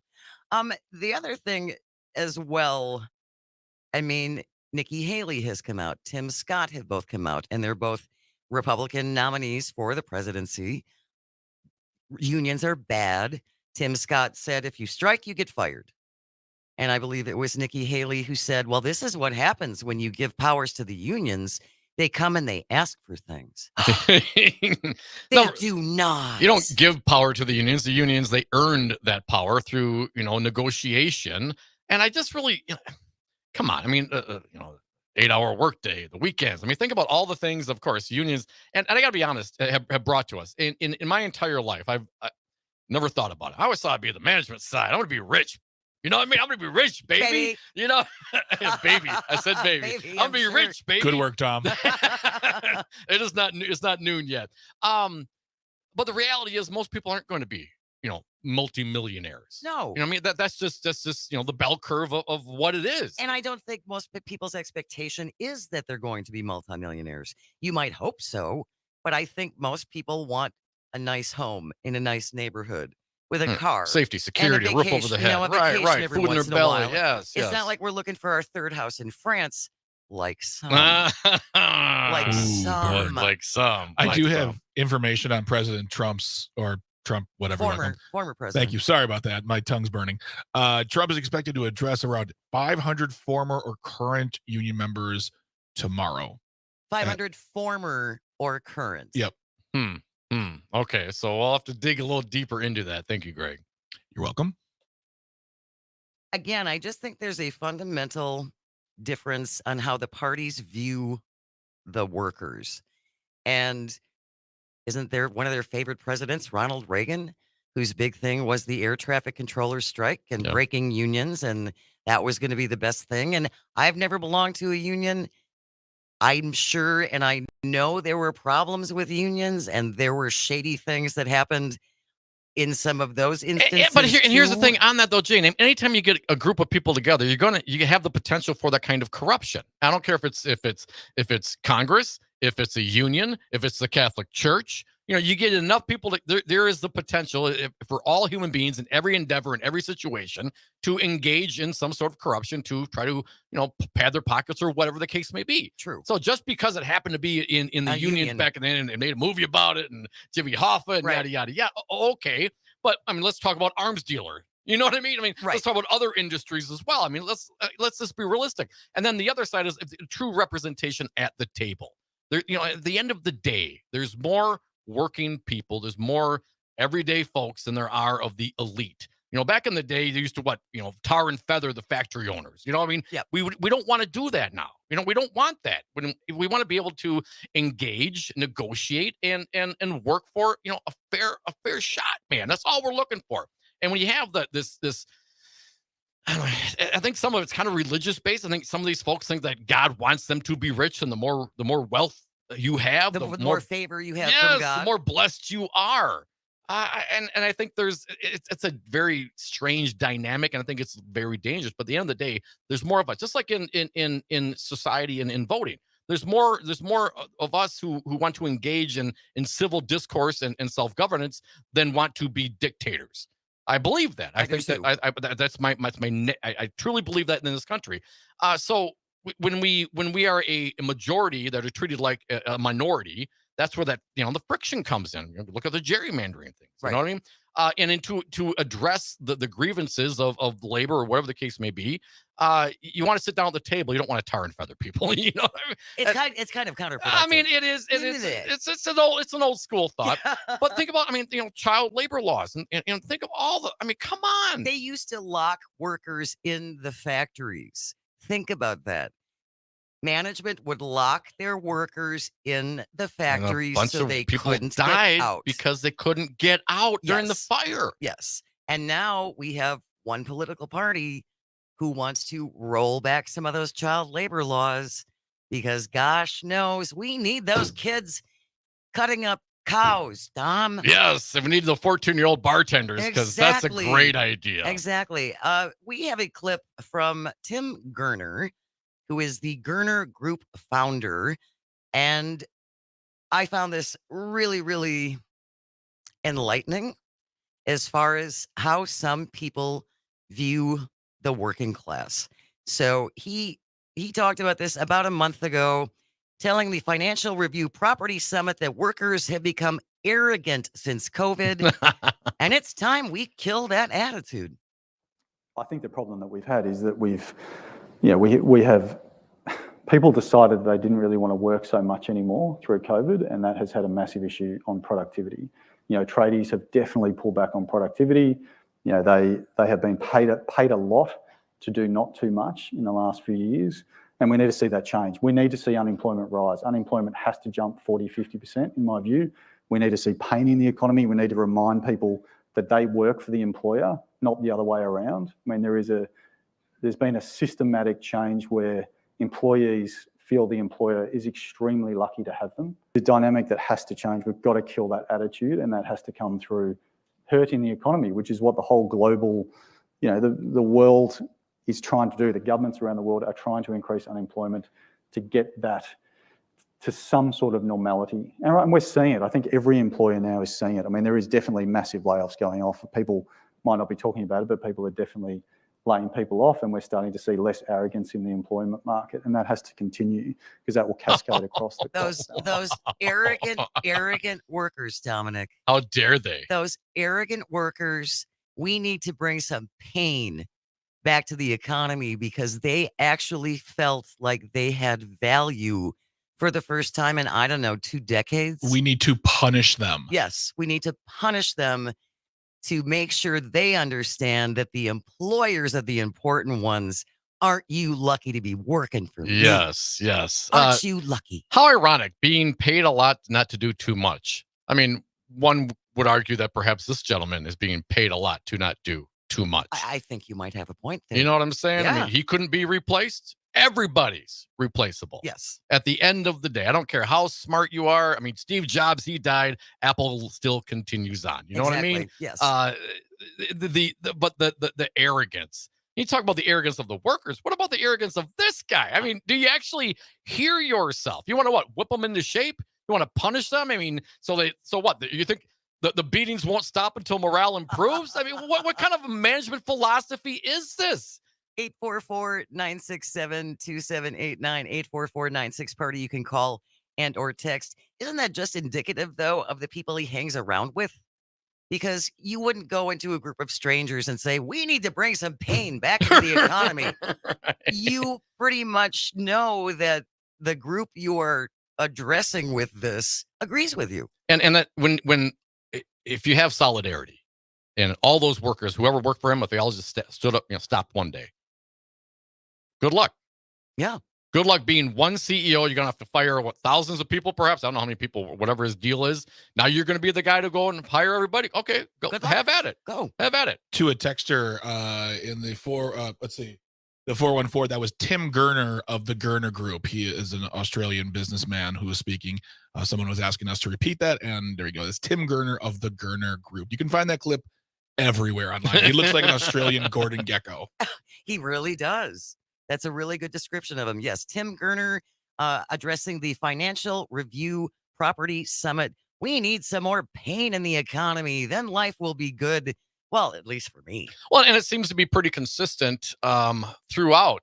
We had an election here not so long ago, Jane. Remember a guy named Michaels ran? I do. And he went out, and one of his things that really got to me is, contemplating how lazy Wisconsin workers are. Right. And he went on to talk about the some of the COVID support that went out to folks. And then he said, well, I know those are done now, but now we got a bunch of lazy people sitting on their couches. Well, how offensive is that? I mean, and did you take advantage of the COVID support as well, Mr. Michaels? And no wonder why you got your ass ran out on a rail. I mean, who tells the voters, vote for me, you lazy bastards? I mean, that doesn't seem like a very positive message. It's a lot to get on a t-shirt. We are getting closer to noon, folks. A lot to get on a t-shirt. 844-967-2789. If you want to check in with us, call and or text. This is As Goes Wisconsin on the Civic Media Radio Network.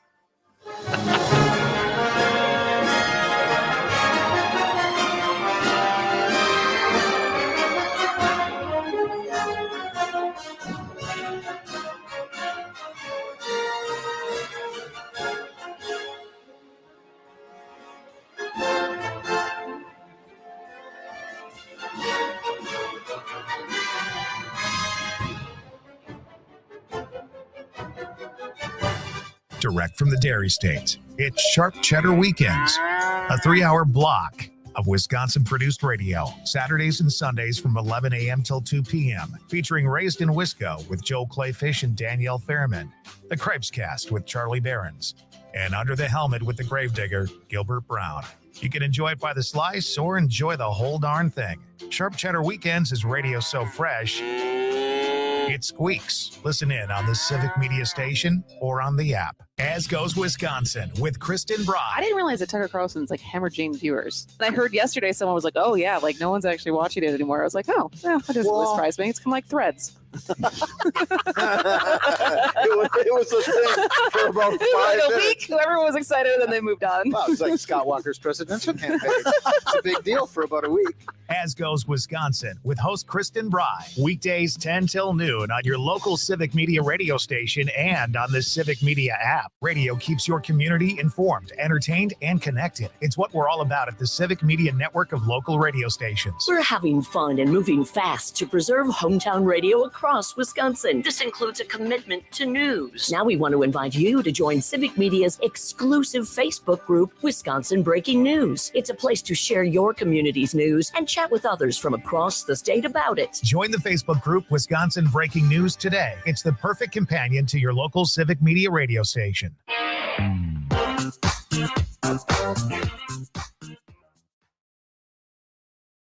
Here's your updated forecast on the Shaw. Cloudy this afternoon with scattered thunderstorms likely. High temperatures reach up to 68. Winds out of the east, 8 to 15 miles an hour. Scattered thunderstorms likely tonight. Lows level off around 60. Cloudy skies expected. Scattered thunderstorms likely tomorrow. Daytime highs approaching 65. Overcast skies. For Civic Media, I'm meteorologist Derek Height. Currently, it's 61 degrees. Waukesha, home of Les Paul, our awesome farmers market, and the Shaw, 540 AM and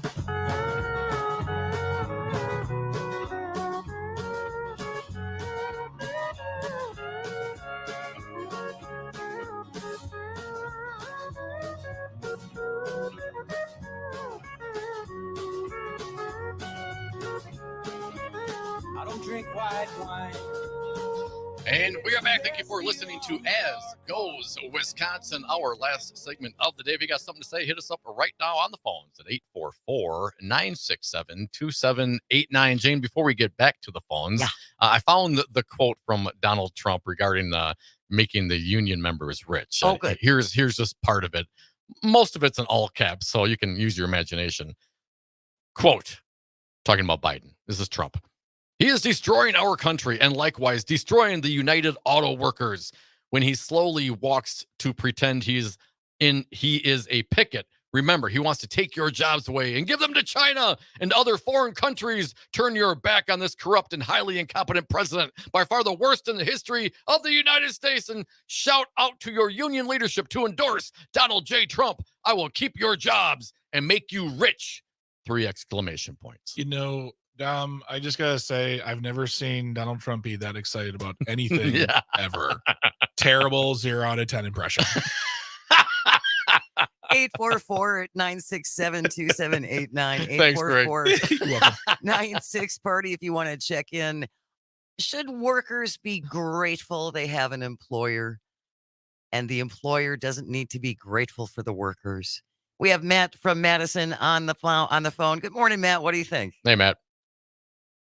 Hey, how are you guys? Awesome. Love the show. I wanted to touch on the union thing, since I have worked with the union at the post office, and now I'm back in the private sector without the union. I think there's good and bad on both sides, but the post office in particular suffers from the union because they make it too hard to cut certain things, make things more efficient, downsize, which is what the post office desperately needs. And then while I'm back at the private job, people tend to work a little harder, I think, because there's that threat of potentially being replaced and whatnot.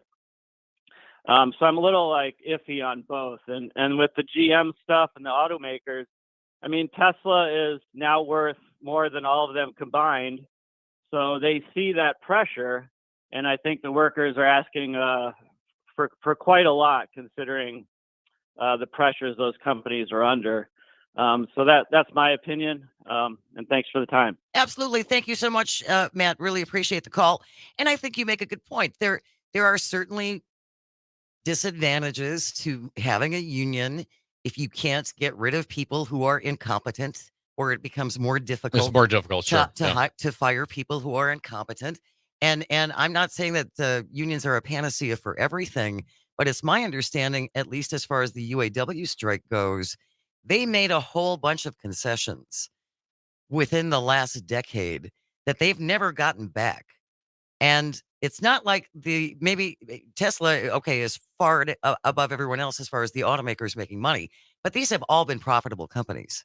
Very profitable. Very profitable Yes. companies. And so it's not like they've been struggling.